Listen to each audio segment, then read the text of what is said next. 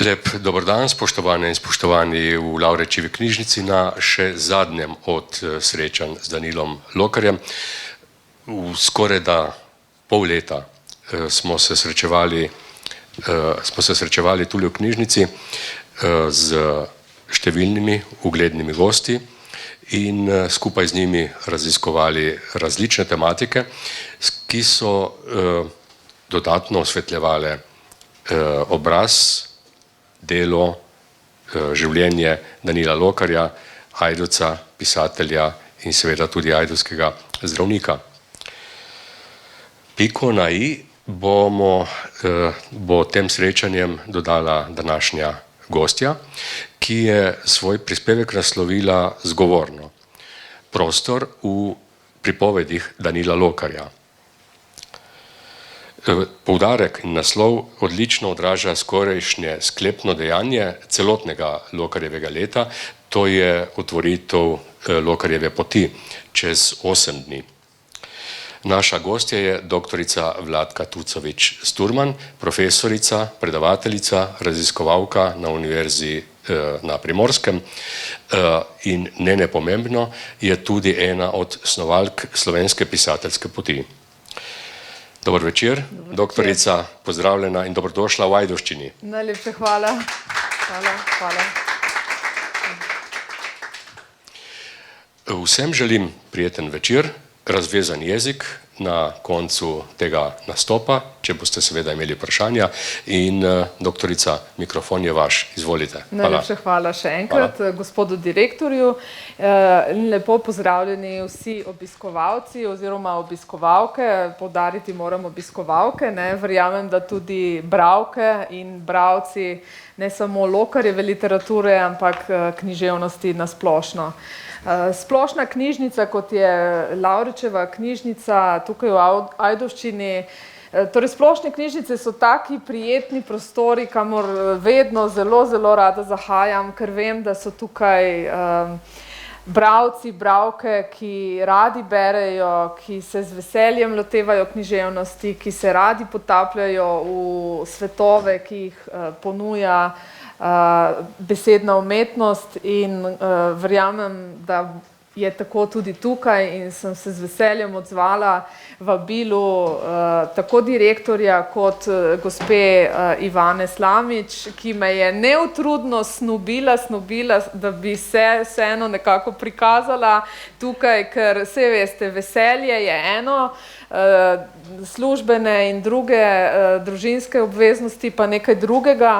Pa vendarle sva se potem nekako uskladili, da bi res v spomladanskem času, ko so dnevi že daljši in pot do Ajdovščine ni tako zelo dolga, kot je nemara po zimi, ko so dnevi že dolgi, pač ko so dnevi kratki in je veliko teme in tako dalje, in smo se zdaj torej tukaj srečali.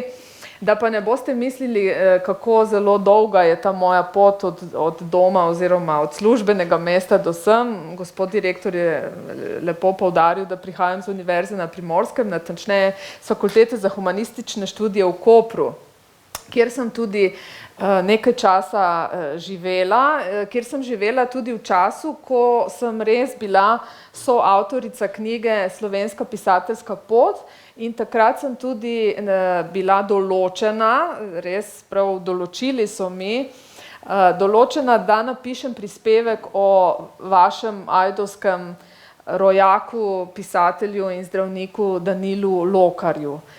In to je bil povod za kar nekaj prijetnih druženj in spominov, zdaj mojih spominov na tista druženja pred 10 leti, to se pravi ta vodnik, Slovenska pisateljska pot, se je pripravljal pred več kot 10 leti in je potem leta 2013 tudi izšel.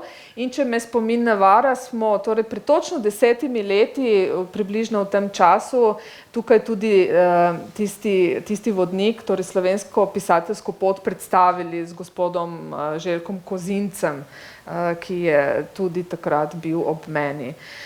No, leto predtem sem pa sodelovala tudi v na simpoziju, mislim, da je tisti simpozij bil leta 2012, prav ob okrogli obletnici Lokarjevi, kjer sem tudi predstavila svoj prispevek iz slovenske pisateljske poti in potem je izšel še zbornik, tako da veseli me to plodovito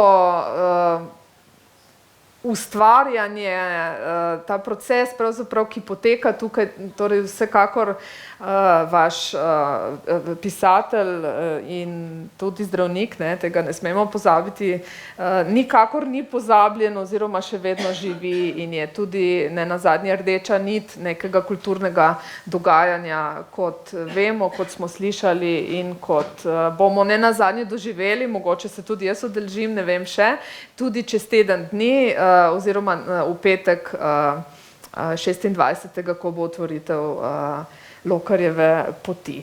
No, ostala sem pri tem, da službeno prihajam z Fakultete za humanistične študije in pedagoške fakultete v Kopru, torej Univerze na Primorskem, ampak življenjska pot me je po vmesnem času pripeljala na Kras, tako da moja današnja pot do Ajdovščine ni bila tako daleč, ampak Zbri pri Koprivi.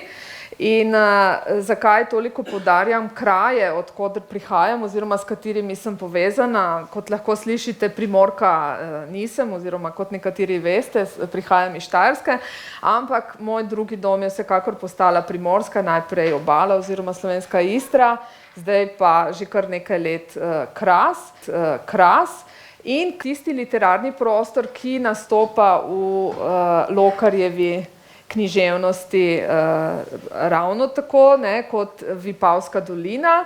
In gospod direktor je že lepo povedal, kakšen je naslov oziroma tema našega današnjega srečanja oziroma tega, kar sem pripravila za to, da bom vam predstavila. To je torej prostor oziroma literarni prostor ali pokrajina v Lokarjevi književnosti oziroma natančneje sem izbrala eno njegovo knjigo iz leta 1958, to je Sodni dan na vasi, za katero je dobil tudi Prešernovo nagrado in ki jo, verjamem, prav vsi dobro poznate. V njej je objavljenih trikrat po 4 novele, to se pravi 12 novel. In prav vse so umeščene tako ali drugače na Primorsko, natančneje v Vipavsko dolino in na Kras. In zato sem tudi nenazadnje malo tudi zaradi pomanjkanja časa izbrala to njegovo zbirko novelistično oziroma zbirko kratke proze. In lahko rečem, da sem jo vzela v roke ponovno, saj sem že za tisti prispevek v vodniku Slovenska pisateljska pot uporabila nekaj seveda Lokarjeve literature za citiranje in če me spomin ne vara, oziroma gotovo me ne, zelo sem prepričana, da sem tam uporabila odlomek iz njegove novele O burji. Ne dvomim, da zelo dobro se spomnite te novele, govori o strašni bedi, lakoti, bolezni glavne literarne osebe, to je Fortunata, ki se sredi decembrske noči zaveda svoje težke bolezni. No, ampak nekaj drugega, kar želim poudariti, pa je, kako zelo je tam predstavljena burja. In burja je seveda tudi eden od označevalcev literarnega prostora kot takega pri Lokarju. In to je bil tudi eden od povodov, da se nenazadnje danes lotim te teme, torej literarni prostor oziroma vse, kar ga določa. Kot sem že prej poudarila, verjamem, da ste vneti bralci oziroma bralke in gotovo, če se spomnite svojih lastnih branj, se boste spomnili na to, da ko berete, imate verjetno zelo radi občutek, da veste, kje se kaj dogaja.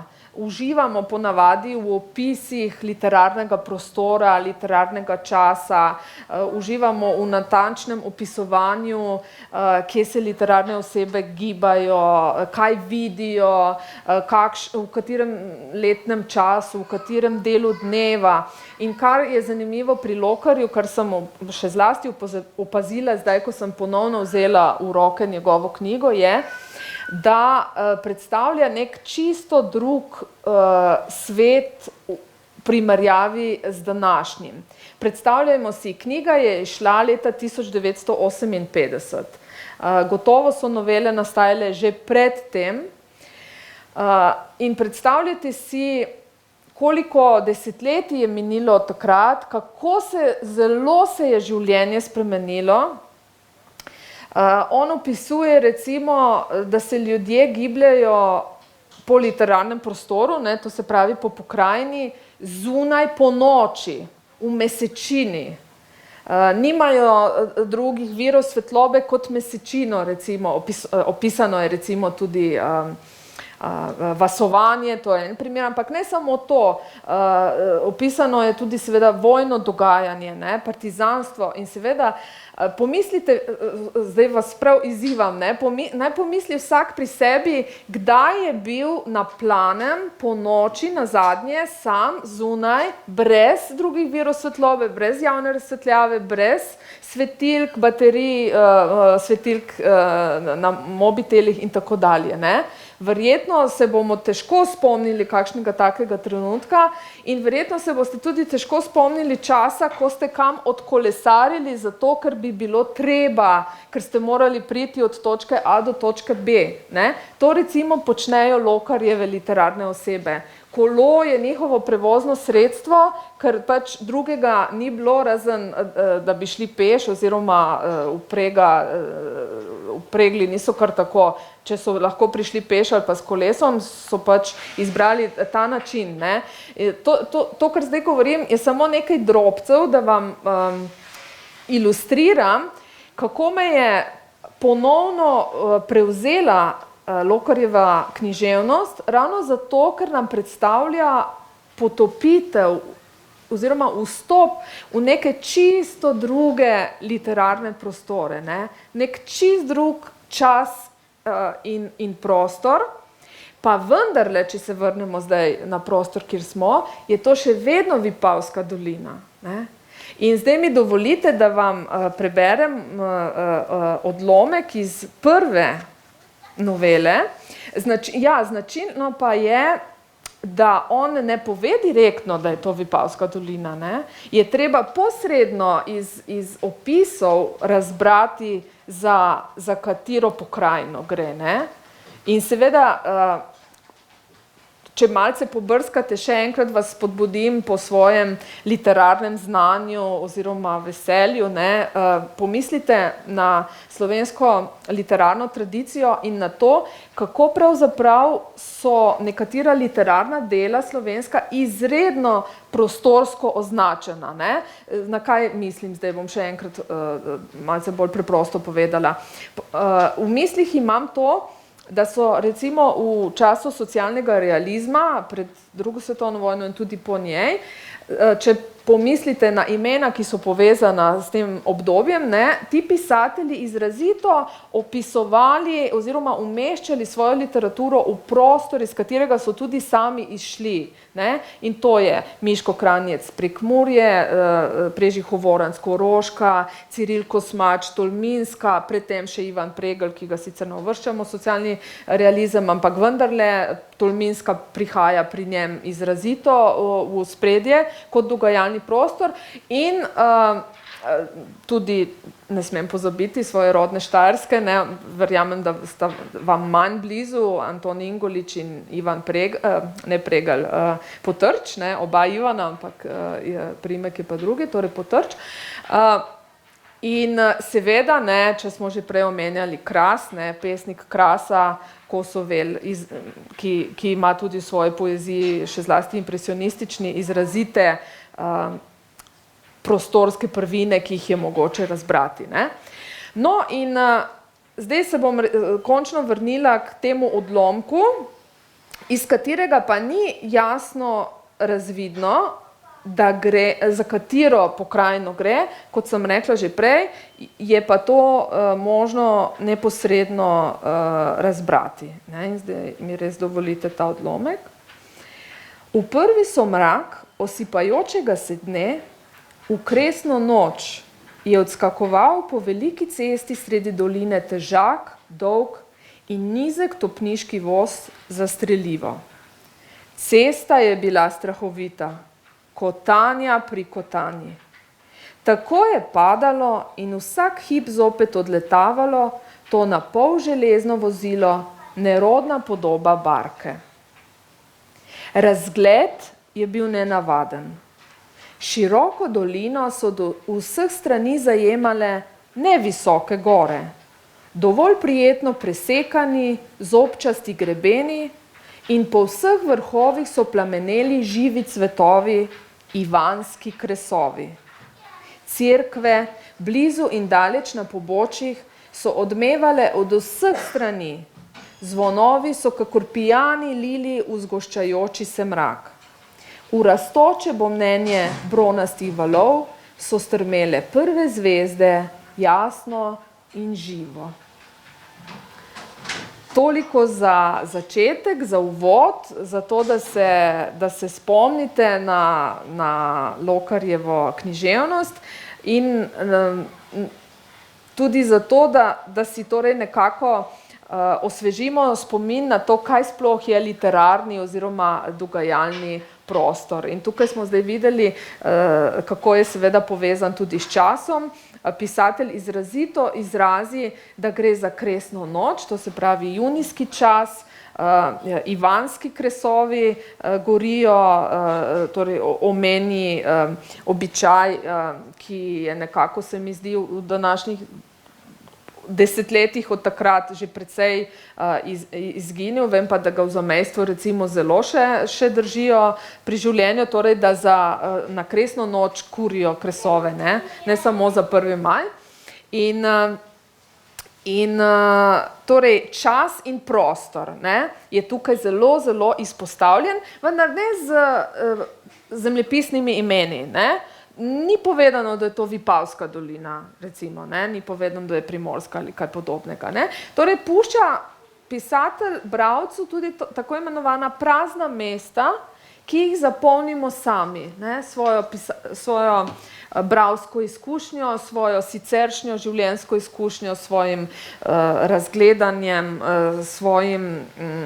svojo nenazadnje prostorsko pripadnostjo, torej odkot prihajamo. Gotovo domačini berete to drugače kot nekdo, kot sem recimo jaz, ki prihajam od drugod.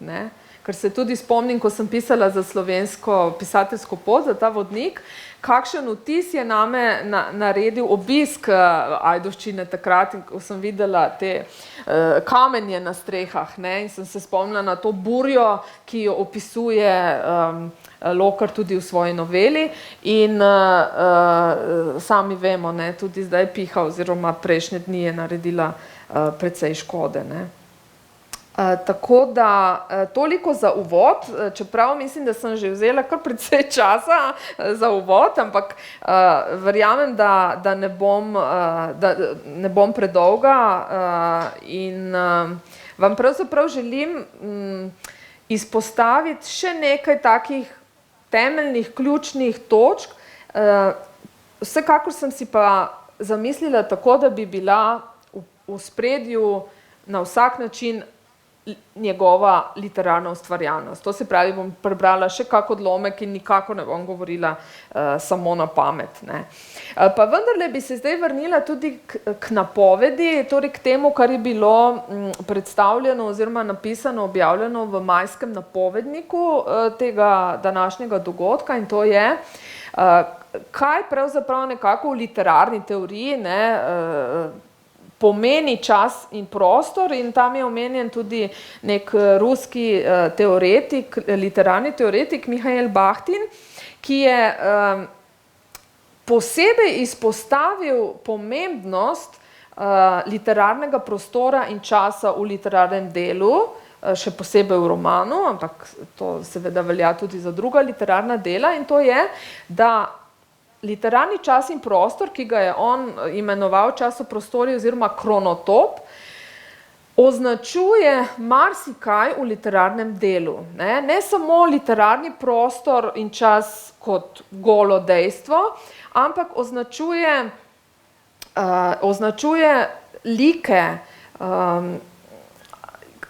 Jaz sem recimo napovedala, da bom predstavila tudi, kakšen je recimo Lokarjev jezikovni slog, na kaj vse so razdeljene njegove lokacije, tako sem jih poimenovala, oziroma mikrolokacije. Ne? To se pravi, tukaj ne gre samo za Vipavsko dolino na splošno, kot smo recimo zdaj tukaj slišali, velikokrat pri njem nastopa voda, nastopajo potoki, tolmuni so omenjeni, slapovi, jez je izredno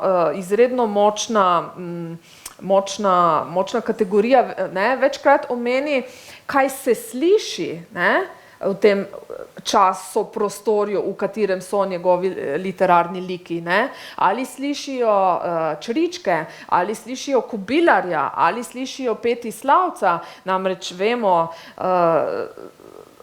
pripadnik generacije toliko desetletij nazaj je bil izrazito še povezan z naravo, je ločil oglašanje ptic in tudi njihovo vedenje. Jaz sem zelo uživala v opisih, kako se po deblih sprehaja žolna, kako slavca ni videti, ga samo slišimo, kako se oglaša kobilar oziroma vuga, ne, in opiše tudi njegovo kobilarjevo rumeno perje in tako dalje. To so odlomki, v katerih jaz izrazito uživam, ker mi kažejo pisatelja, literarnega ustvarjalca kot tistega, ki je znal opazovati življenje. Vsekakor je imel občutek za ljudi, ampak znal je opazovati tudi prostor.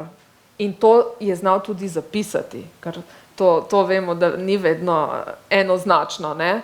Kaj vse vidimo, slišimo, bi radi o tem pisali, pa nam mogoče ne uspe, njemu pa je uspelo. In zdaj, če sem že toliko govorila o pticah, mi samo dovolite, da pogledam, kje imam označene strani, ki so temu namenjene. Ja, in vsekakor moram pri tem poudariti še opis letnega časa. Ravno prej sva z gospo Ivano govorili o tem, da je ena izmed njegovih novel naslovljena Maj, mi smo sredi maja.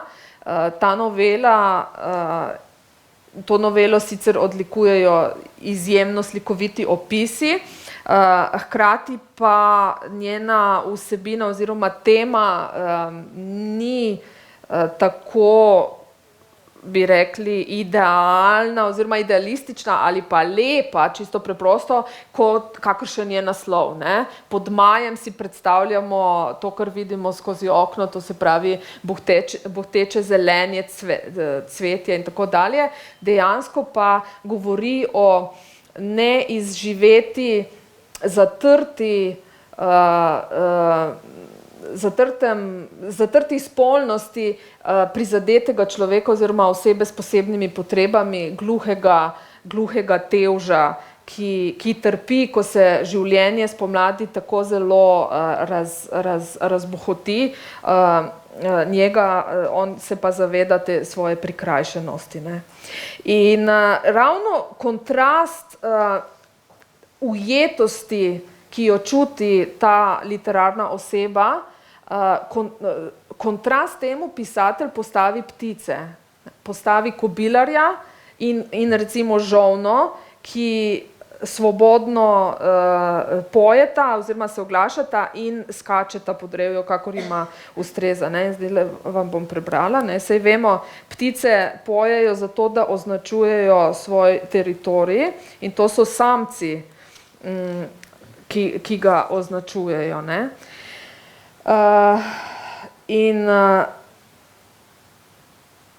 Zdaj, ko bom jaz to brala, si predstavljam, da si bo marsikdo med vami točno zamislil, oziroma mogoče kdo celo ve, kje tukaj v okolici bi to se lahko dogajalo, ker opisi so zelo poleg tega, da so zelo slikoviti, so zelo natančni, ne. In takole pravi. Jula je Tevževa sestra, ne, Jula se je ozrla po jarku. Da, tudi v jarek je stopila velika pomlad. Tudi v zaseki je zašumelo zelenje in so se odprli cvetovi. Tudi v zaseku je našla močna sončna luč svojo pot in ptič jo je preletel in se v njej ustavil in zapel. Jarek je bil nemara do 500 metrov dolg. V sredi se je razširil in kakor odpočil. Bil je položen, potem vodoraven, a v začetku in tu doli na cesto je padal strmo in strme zasekan v lapor je bil desni in levi breg. Jarek je bil zarezan v podnožje hriba, nad njim sta bila žaga in mlin in tu je šel živahen potoček vse do koles po ravnini. Srebrno čist curek je pretekal iz skalnih pobočij pod vrhom gore. Bil je sin planin in ni imel opravka z ljudmi. Vil se je po policah, zavil med pečinami, se naglo sprostil, srebrno čist prečil planinsko senožet, se grel v soncu, ko se je široko razlil čez vodoravne apnenčeve pragove in se spet zbiral v tesno strugico pod hrastjem in borovjem. Potem pa se je spustil, zdrvel v tolmun, zagrmel in pršil na vse strani, se umiril šele v sredini, kjer je Jarek počival. Tu se je potoček spremenil do nespoznanja, nabreknil je v temen, molčeč, globok in širok tolmun za Fužino. Gonil je kovačnico. Pod njo je spet poskakujoč in neugnan ubiral svojo pot navzdol. Se silno razširil, se ulenil in vzdignil v roji, ki je gonila veliko žago na več koles. In slavec je pel v seči. Slap pod mlinom je bil prekrit z grmovjem vseh vrst, kopino, klenom, češminom.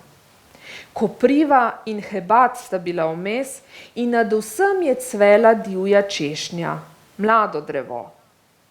Popoldne slavec ni pel zdržema, kakor po noči.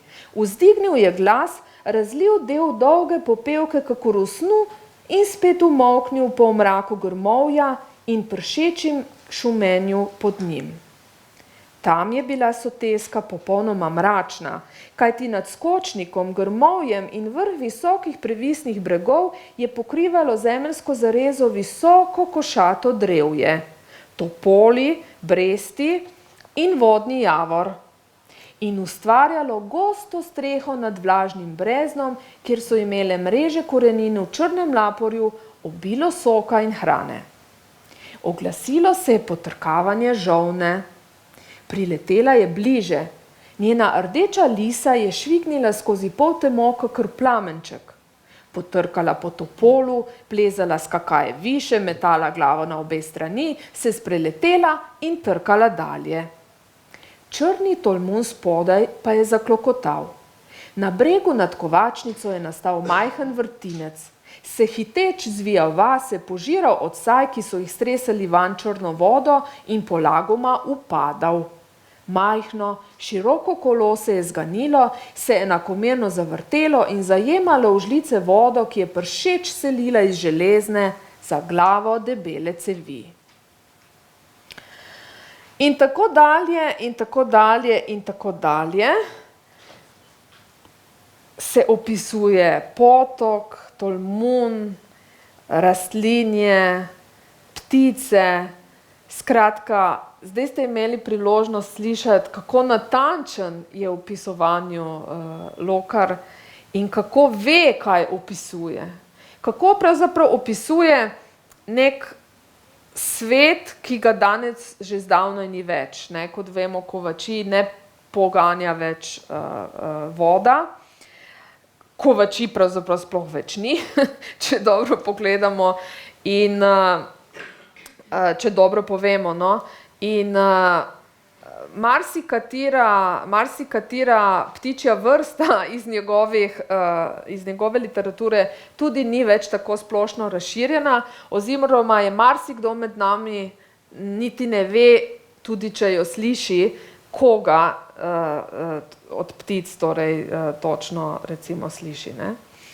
Tako da ta literatura ni samo zanimiva stališča literarne vede kot take, ne, ki bi rekli zdaj tako zelo nasplošno in popreproščeno povedano opazuje neke literarne kategorije, jih primerja z drugimi in tako dalje, ampak tudi za neko podobo kulturne krajine, ki je izginila, ki je ni več. Ne. On omenja recimo tukaj rojo, ne. Roja, ne, voda teče po roji, ne, to je beseda, ki recimo jaz dolgo časa nisem razumela, sem se pa ukvarjala z njo že v času, ko sem se ukvarjala z eseji o naravi Iztoka Geistra, ne, ki tudi omenja to besedo. Ne. To se pravi, tu ne gre samo za potok kot tak, gre za določene izraze, ki so tudi povezani z vodotoki, ne, in s tem, kako je človek uporabil vodo na vsekakor trajnosten način, ne, še vedno v stiku z naravo. In če sem že prešla na omenjanje besedja, posebnega besedja, ki se pojavlja v njegovi literaturi, mi dovolite, da tudi v povezavi s prostorom, seveda prostorom, iz katerega je izšel in o katerem je pisal in v katerega je umeščal svojo literaturo, ne, omenim seveda tudi, da je ta knjiga vsebuje na koncu tudi neke vrste slovarček oziroma nekaj manj znanih besed.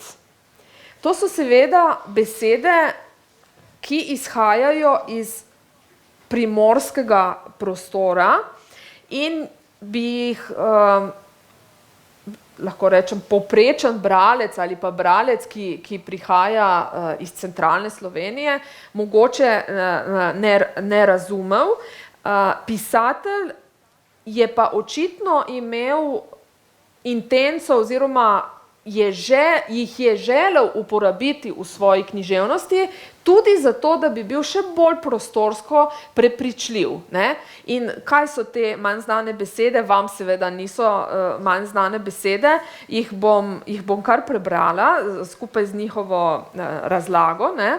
Recimo branda, zložljiva postelja s platnom. To je recimo bilo zame nekaj čisto novega.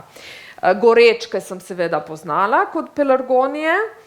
Potem pa je nekaj takih izrazov, ki posebej izražajo prostorsko, kako bi rekla, izrazito kraško oziroma kamnito, nekaj, kar izhaja iz kraške oziroma kamnite pokrajine, in to je griža, ne, kamnit plas. Potem je tu seveda narečni izraz za križišče, križada, ali pa ključ za ovinek, mornik za južni veter, nevesta za snaho, ne? Torej, če bi imeli pred sabo ljubljanskega ali štajerskega bralca, ne ve, da je nevesta snaha, ampak bi imel nevesto za žensko, ki se tistega dne poroči, ne? To je nevesta na splošno oziroma tudi knjižno. Potem opasilo, ki sem ga jaz poznala kot praznik, ne? On pa pravi, da je zid okrog cerkve opasilo. Ne? In potem pa sem se spomnila, da sem nekoč brala neko antropološko, etnološko razpravo o tem, da so nekoč opasali cerkve, da je to bilo povezano z nekim verovanjem zaščitniškim. Ne? To se pravi, narediti okrog cerkve nek krog. Ne? To ni bilo povezano samo s tabori in z varovanjem pred dejanskim sovražnikom, ampak je pomenilo tudi v duhovnem smislu. Skratka, pašten, terasa, evo, roja, žlep ali korito, soldan, lapor. No, pol je pa nekaj takih izrazov, kot je recimo bila prej omenjena nevesta je recimo še strnič, ne, za bratranca, ali pa suhota za stavbo. Ne. Sem se spomnila na Pahorjevo knjigo Moje suhote, ne, in torej verjetno tudi pri njem suhote pomenijo stavbe, v katerih je bil, in se spomnim, se on opisuje zapor, ne, kako je na Oberdankovem trgu bil zaprt, ne, ja, torej prostore, v katerih je bil, ne, ker jaz pa sem si mislila suhota, torej nekje na prostem, kjer je suho, ja, kjer ni vlage, ne, dejansko sem se zdaj tukaj zavedla prek drugega pisatelja, ne, kaj je suhota, ne.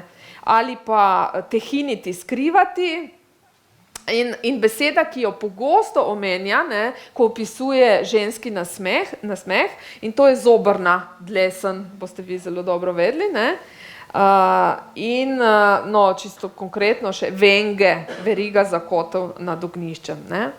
Ampak zanimivo pa je nekaj, ne, Lokarjeva literatura ima samo posamično besedišče narečno. Ne, v dialogih ne nastopa narečje. To ni tako, kot recimo gotovo poznate Tomšičev roman Šavrinke, ne, ki opisuje istrske ženske, ki so kupovale jajca po Istri in jih potem hodile prodajati v Trst, pa še marsikaj drugega zraven, druge pridelke, ne. Tam imamo tudi slovarček na koncu, ampak imamo narečje v dialogih, ne, se pogovarjajo popolnoma v narečju literarne osebe, ne. Ampak to se je lahko zgodilo šele nekaj desetletij po izidu recimo te knjige, ko je narečje že imelo toliko, kako bi rekla, je že bilo sprejeto za eno od slovenščin, ki je imela tudi prosto pot do literature, ne. Danes pa, kot vemo, saj veste sami iz svoje bralske izkušnje, pogovorni jezik je eden od osrednjih jezikovnih kodov v sodobni slovenski književnosti, ne, še posebej, če je umeščena v prestolnico, ne more nekako brez pogovornega jezika miniti, ne. Medtem ko v tem času se moramo zavedati, je bil knjižni jezik, še posebej na Primorskem, na piedestalu, ne, torej knjižni jezik, ne, tisti, ki nas združuje, ki je od nas vseh, in tukaj gre samo za neko tako narečno barvanje, kot se temu reče, ne, lokalno barvanje, krajevno barvanje, ne, da ostaja pisatelj vsekakor zvest prostoru, iz katerega izhaja in v katerem piše in kamor umešča torej svojo literaturo oziroma postavlja svoje literarne junake. In še nekaj sem vam dolžna, če sem že prej omenjala pokrajino Ponoči in v Mesečini in omenila tudi vasovanje in tako dalje, pri njem ne gre za neko romanticistično opisovanje pokrajine v Mesečini. Pri njem se točno vidi, da je tudi njemu bila blizu izkušnja biti ponoči tudi zunaj in gibati se brez strahu, nenazadnje, ne, pomislite zdaj, ko je zunaj tema, nam je malce neprijetno stopiti nekam, kjer ni soja luči, medtem ko njegovi literarni, lahko rečem kar junaki, res, ne, ker jih ničesar ni strah, se gibljajo popolnoma suvereno in zdaj bi vam resnično zelo rada prebrala en odlomek, kjer je to nazorno opisano, ne. In sicer gre za pravzaprav volovske tatove, ne, gre za to, da ponoči ukradejo par volov in da se morajo predtem pretikati skozi neko goščavo oziroma ne grejo čisto preprosto po ravni cesti, ne, in to lahko tudi razberemo iz tega opisa. Marc se je izgubljal strmo v breg, tako da se je moral loviti za grmovje in se upirati za mlado hrastičje, ko se je poganjal navzgor.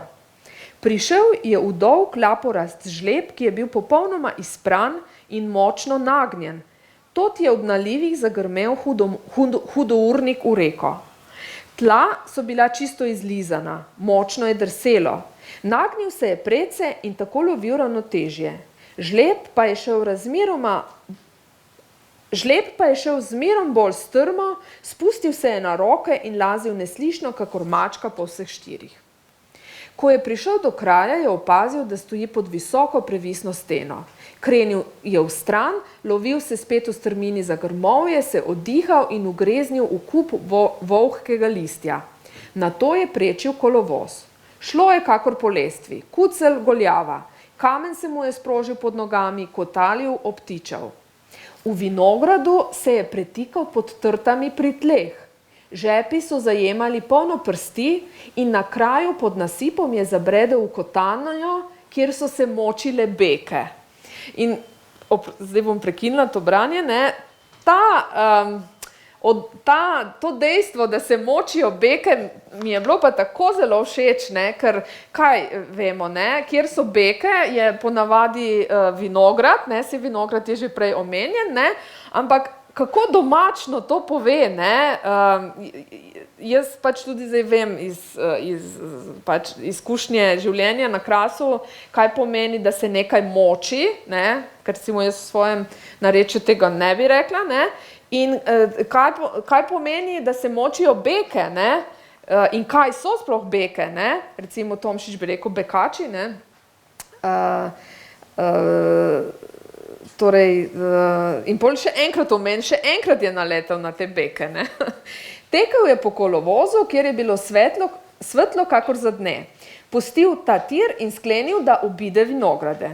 Plazil je po vseh štirih in grabil za šopi trave, a v skalnati rebri kamenje ni služilo grbeči roki. Prislonil se je k tlom in hip obležal. Vihtel se je od borovca do borovca, dlani so mu bile nazadnje od smole že preveč lepljive. Na vrhu. Obšel je s pogledom cerkvico, Senožet in vas. Oddahniti se je moral. Zdaj pa tisti lepši del. Zidovi cerkvice so se svetili v mesečini, kakor da so opaženi s tanjolom. Orošena trava pri nogah je pobleščavala. Obrnil se je proti dolini. Pri vznožju so nad vodo ležale ponjave megle. Lahna para je ostajala iz njih. V daljavi so se svetile meli in drče. Pasji lajež je odmeval čez dolino. Kazal je, kako je noč pokojna. Iz megle nad jezom se je trgala slavčeva pesem. Za trenutek je prišla čisto blizu in se nato obrnila drugam.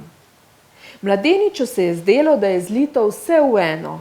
On, bela majska noč, slavec, vola v hlevu, dekle v kamri, avto na cesti in cesta, ki pelje v mesto.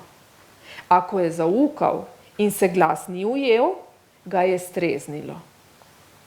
No in potem sem tu razmišljala, zakaj ga je streznilo, ne? Kaj pomeni to, da se glas ni ujel. In pol se izkaže, ne, da ko je prišel do dekleta, ne, je rekel, da je zaukal, zato, mislim, ona je tako vedela, da je zaukal zato, da je ona slišala, da pride. Ampak je rekel, da se glas ni ujel, da očitno ga noben pes ni slišal, noben pes ni zalajal, ne. In to ga je streznilo, da si je mislil, da tudi ona ne bo slišala, ne. Ampak ona ga je seveda čakala, zato je zelo dobro slišala, ne, ga je pričakovala. In zdaj, ker vidim, da se mi čas že kar precej izteka in je zelo hitro minilo to druženje, bi vendarle rada vas opozorila še na nekaj. Ves čas smo govorili o Primorski in tudi omenjam, zopet bom ponovila to, kar sem danes že večkrat, da je Lokar ostaja zvest prostoru, iz katerega izhaja, o katerem piše in kamor umešča svoje literarne osebe, pa vendar se pojavi poleg Primorske še en drug del Slovenije in to je Prekmurje. Zdaj, Prekmurje ne povsem naključno, gre seveda za primorske izseljence po prvi svetovni vojni, v noveli, ki opisuje tudi to selitev, no, iz Primorske v Prekmurje in kako to doživetje novega prostora, ki je čisto drugačen od Gorice in Vipavske doline, opisuje oziroma doživlja učiteljeva žena, ne? Mlado dekle, ki jo recimo predtem označi, kot da je rojena za Vipavsko dolino. Vam bom prebrala najprej tisti odlomek o tem, kako je, samo da ga najdem, tu se prav pokloni na nek način Vipavski dolini. Če bom to našla, je vprašanje, ker zgleda, da si nisem dobro označila. Sem že našla. In pravi tako, ne. Najprej torej, kako to dekle Karla, ki je učiteljeva žena, kako se je najprej razživela na Primorskem in potem vam bom še tisti odlomek iz Prekmurja. In pravi, kakor naša dolina si, iz katere izhaja tvoj rod in v katero si se zdaj za majhno spremembo vrnila. Ali ti niso rodna? Ozri se na sever, pečine, previsne stene, brezkončne gole meli, a zadaj za tem silnim zidom mrakotni gozdovi, hladni, po smoli dišeči jelovi gozdovi.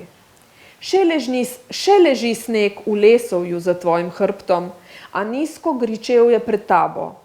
Okoli tebe se je v poldnevu že toliko ogrelo, da je mandl odsvel. Breskev in češnja, češnja že nosi pordevajoč sad. Tu si doma, Karla, otrok severa in juga. No in potem jo je doletelo, da je doživela prekmursko planjavo. Nikdar nisi slišala, da je kaj takega na svetu. Nikdar, da bivajo tam taki ljudje. Vendar se ti je tu življenje ustavilo za 15 let. Leto je bilo letu podobno, kakor njivi na planjavi. Spomnila si se na planine in na vas pod goro. Tod pa jagnjedi, plodovi ob ilnatih poteh in jate gosi in rac. Skromne cerkvice, lesene bajte in ljudje, ki govore nenavaden jezik, dobrodušni, zaplašeni. Tista leta so merili grofovsko zemljo. Bilo je veliko premikanja med kmeti, ki so se zemlje polastili. Toda drugače, kakšna tišina. Kaj bi bila dala, da bi se bil oglasil brusač nožev v svoji delavnici ob točilnici na Stolnem trgu? Ali mehanik na drugi strani? Ali orgle, ki so dolgo podtalno brnele? Ali zvon v stolnici? Nič, le gaganje gosi in rac, le pastirjeva piščal zjutraj in zvečer.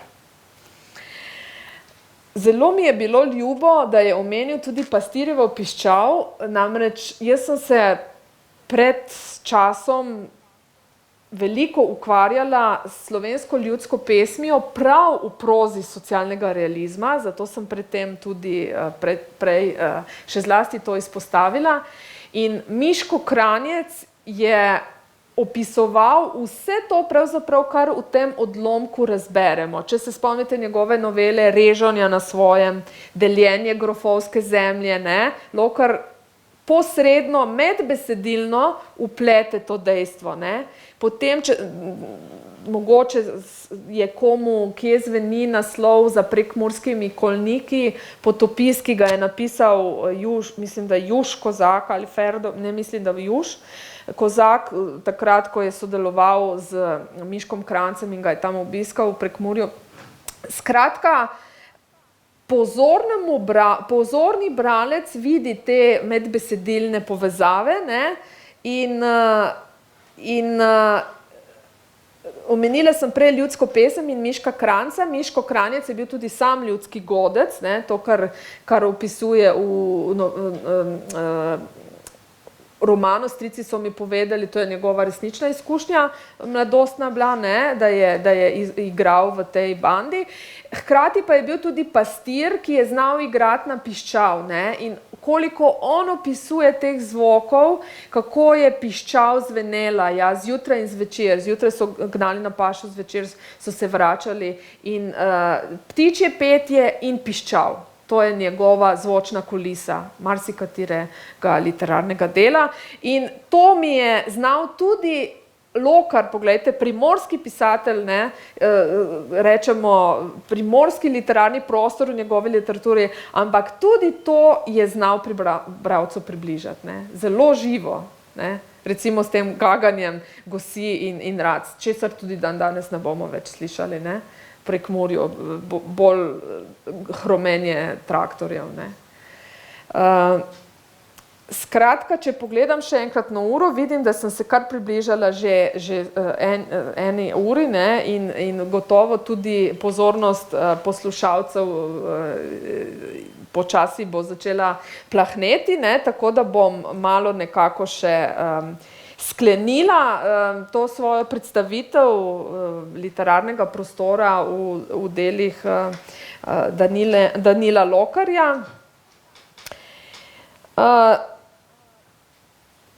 Lahko bi rekla, da če želimo spoznati čas in prostor, ki ga ni več, berimo Lokarja.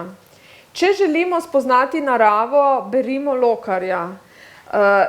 Danes se nisem osredotočila na njegovo socialno občutljivost. Nisem se dotaknila vsebine teh novel, kot vemo, je naslovna novela Sodni dan na vasi, tematizira vojni zločin, ki se je zgodil v vasi v Ustje, tega ni treba, da vam posebej razlagam jaz vam domačinom, ne. Nisem se dotaknila, kako je prikazana ženska, za katero je imel Lokar še poseben občutek, ne, da je znal opisati žensko trpljenje kot torej delo, odrekanje, rojevanje, nosečnost in številne in tako dalje, kar vse je tudi v tej knjigi. Ampak sem se osredotočila na nekaj, kar nam mogoče, ne, kadar hlepimo za vsebino, oziroma ne za vsebino, za zgodbo, ne, v literaturi, nam mogoče nekako uide oziroma nam je kar samoumevno, danes sem pa želela malce zbuditi v vas občutek za literarni prostor in kako ga pisatelj opiše in nam kot bralcem predstavi, ne. In kadar govorim o kakršnikoli književnosti ali predstavljam knjigo ali kaj, vedno rečem, vzemite v roko in berite, ne. To, da drug govori o knjigi, je samo posredno, ne. Tako da vam kot domačinom vsekakor priporočam, da svojega pisatelja, rojaka, vedno znova, še vedno vzamete v roke, oziroma da tudi, ko se boste sprehodili po Lokarjevi poti, ki, kot vemo, bo odprta naslednji petek, mislite tudi na to, kako je poti, po katerih je hodil, naravo, ki jo je poznal in gledal, znal prenesti tudi v svojo književnost. Tako da se vam zahvaljujem za izredno pozorno poslušanje in vam zopet polagam na srce, vzemite knjigo v roke. To pa še kakšno drugo. Hvala lepa.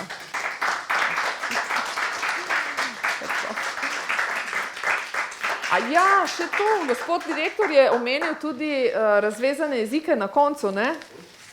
Tako da, zdaj je beseda vaša. Ja. Izkoristila še priložnost, da opozorim tudi na pokrajino, ki je opisana v Lokarjevem partizanskem dnevniku, jaz ga imenujem kar partizanski dnevnik. To se pravi v dnevniku 1943-1945. Pokrajina od Furlanije, ki ga za svojo ravnino ubija, tako Kot Prekmurje. Ja, Karlo. Ja.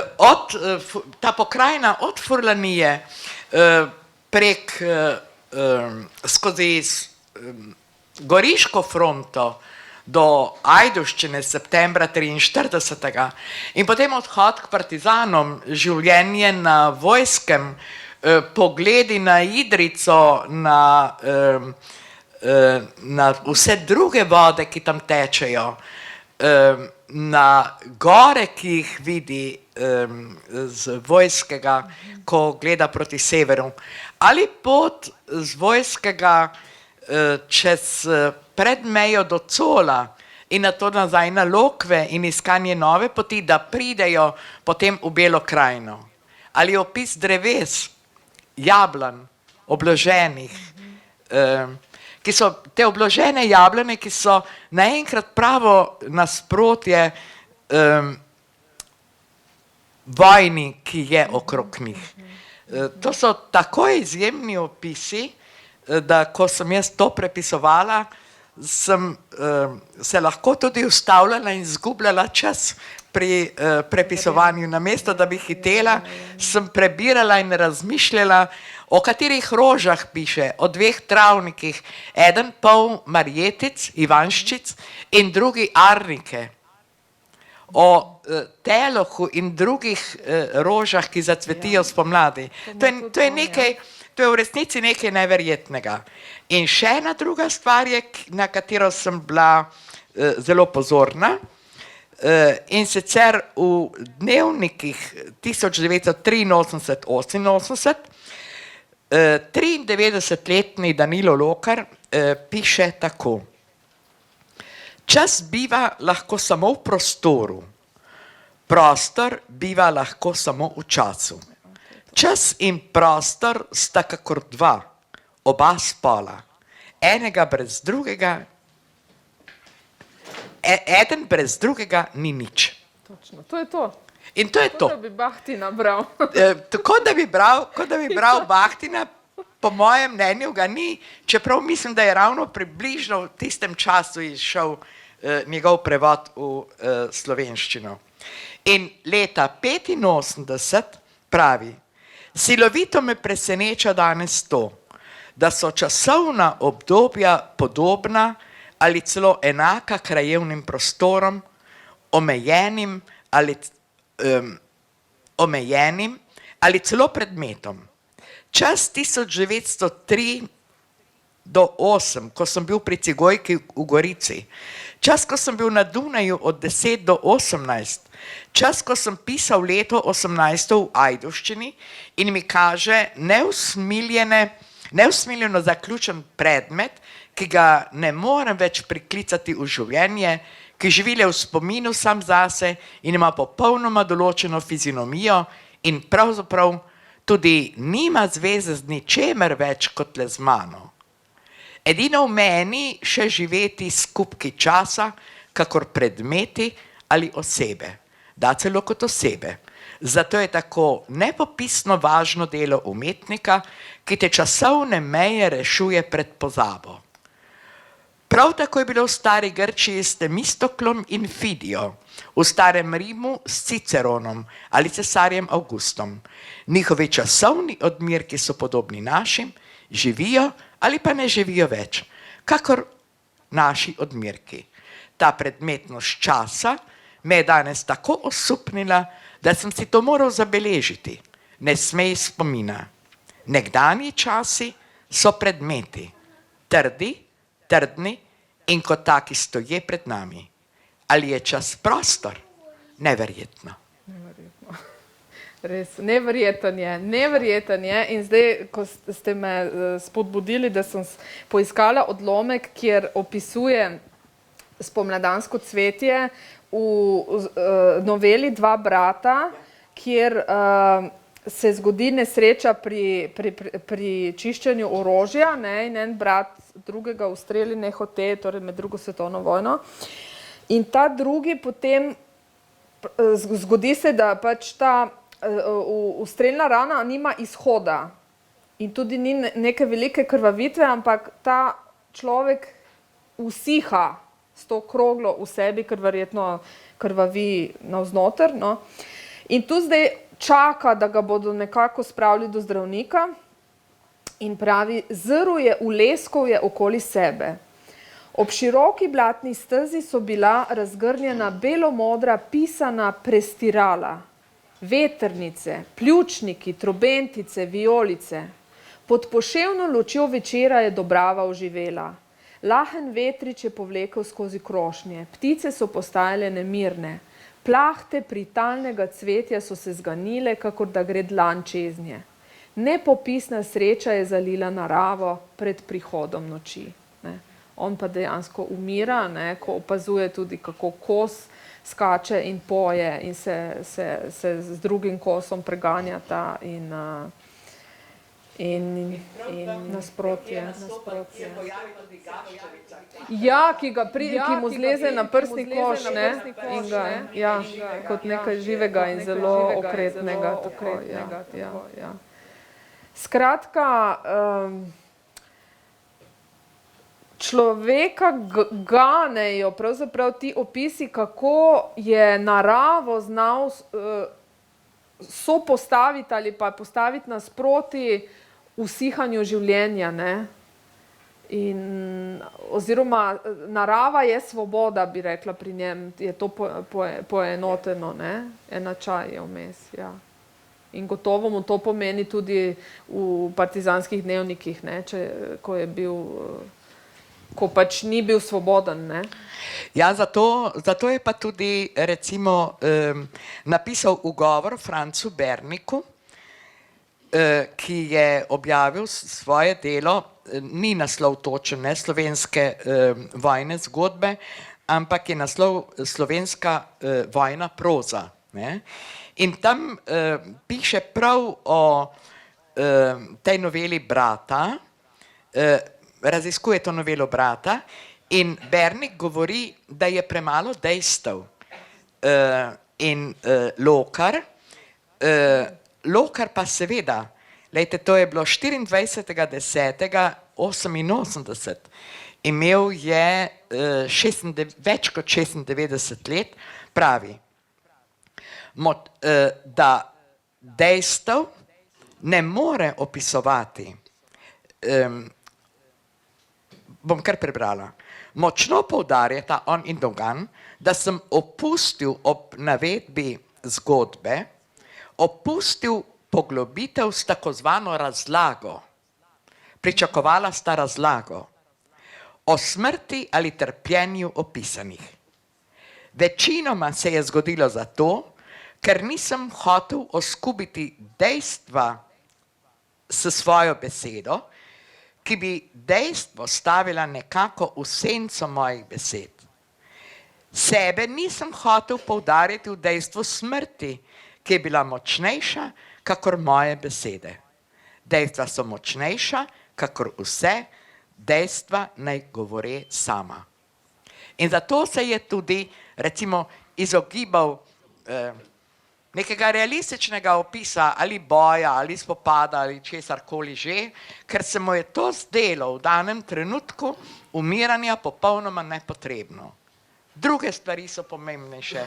Ta Martinček, ki leze, rože, ki zanihajo v večeru, ali ta nemirni kos, in vse se zgodi tako, da ga potem odpeljejo v bolnico v Gorico, kjer In to Italijani ga odpeljejo, ne, ja, zato da bi ga ohranili kot ja, vir informacij.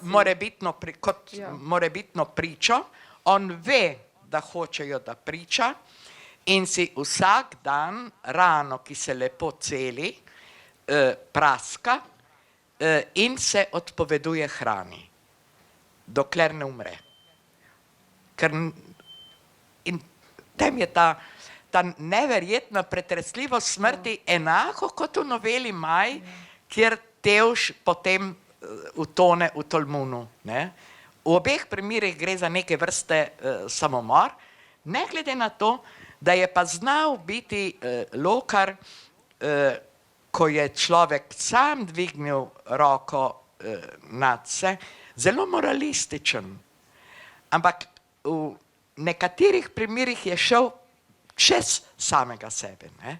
In to je nekaj neverjetnega. In tu ni kaj dodati, ne? Ja. Kot je napisal, tako stoji.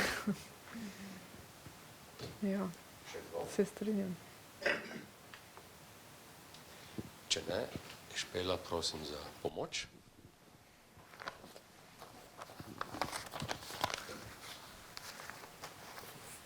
O, kako lepo, hvala lepa. Hvala vam, da ste bila naša gostja. Ja, z veseljem, hvala.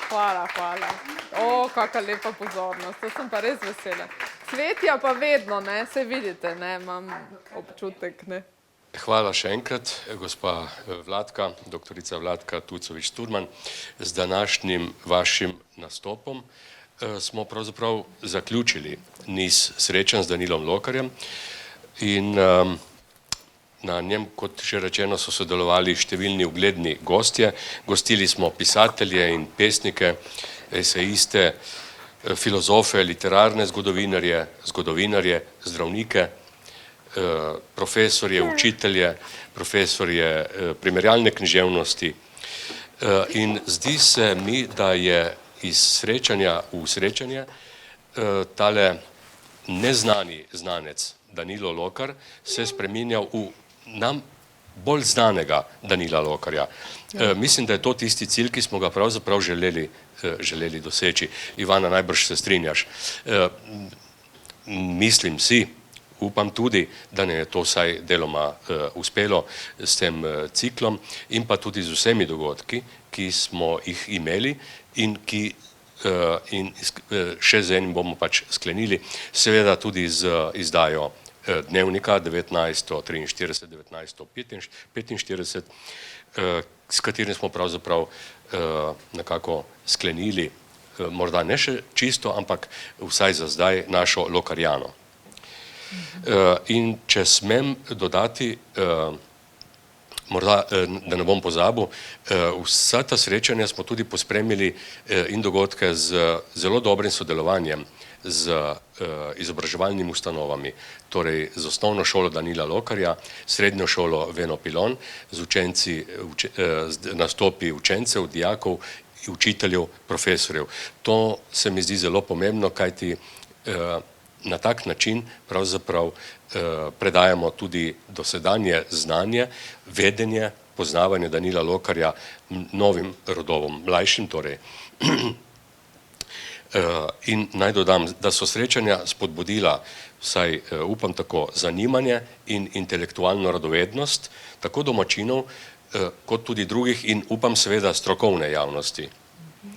Želim pa si, da mlajši rod spozna, da je v Ajdovščini živel velik pisatelj, še ne dovolj upoštevan, ki ga je vredno brati. Na to ste tudi vi, doktorica Tucovič-Sturman, danes večkrat opozorila.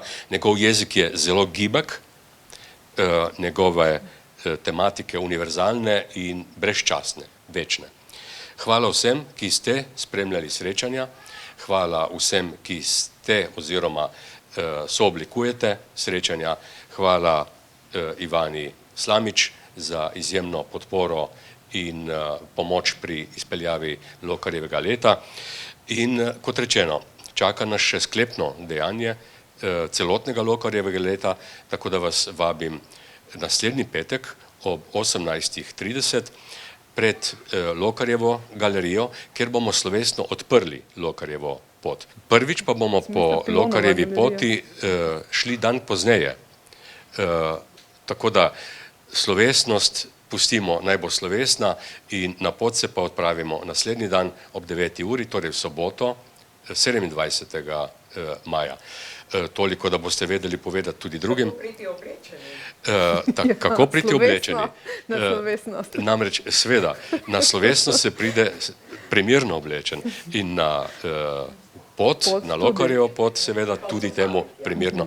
Pot traja približno 2 uri do največ 2 uri in pol zmirne hoje, tako da ni hudo naporna. Poteka po že nahojenih oziroma uhojenih poteh. Številni med vami, tisti med domačini, jo poznate, tako ali drugače je povezana z vašimi siceršnjimi pohodi mimo škola v smeri proti Lokavcu, izvir Hublja in tako naprej. Poteka čez Lavričev trg po cesti 5. maja, za katero upamo, da bo nekoč aleja znanih Ajdovcev in zato bomo najprej sprehodili Lokarja po njej, pa do Lokavščka, do njegove kopelce, o kateri Tonin Bavčar pa Danilo Jejčič znata povedati, da sta tam dražila Lokarja, ko se je kopal in mu metala kamenčke, da se je jezil, še naprej ob Lokavščku do Bajerja in tu skrenemo desno po Dobronki škola v smeri čez Lokavško frato, v smeri izvira Hublja in potem navzdol po Pločniku. Pot je res enostavna, pa znova zavijemo na to stran Hublja in mimo knjižnice, jasno, na izhodišče, torej spet pred Lokarjevo galerijo.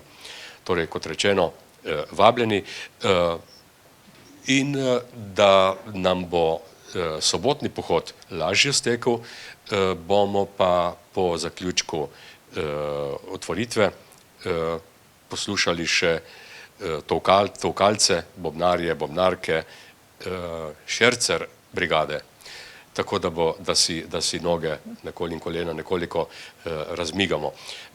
Ulični nastop bo to, neobvezen, tako da hvala lepa vsem in vabim vas, da se ustavite še kako minuto tule. Hvala. Hvala lepa.